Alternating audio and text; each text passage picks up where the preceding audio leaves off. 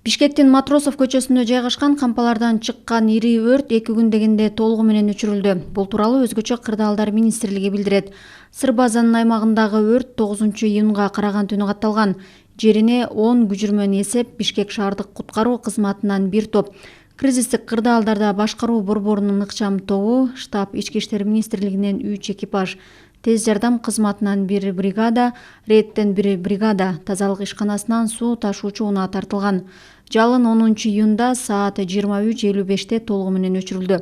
Өрт кырсыгы адам өмүрүнө коркунуч жараткан эмес. Өрт өчүрүүчүлөрдүн ыкчам аракетинен улам ламинат курулуш материалдары, эшик, терезелер 270 чарчы метр аянттагы кампада сакталган тазалоочу каражаттар, боектор, атырлар, унаа дөңгөлөктөрү жана жакын жайгашкан кампалар сакталып калды деп билдиришти ведомстводан. Ошондой эле Бишкек шаардык куткаруу кызматынын куткаруучулары тарабынан 22 кислород баллону, 5 пропан толтурулган баллон, 200 литрлик 12 челектеги трансформатор майы ыкчам түрдө коопсуз жайга чыгарылып, жарылып кетүү коркунучу жоюлган.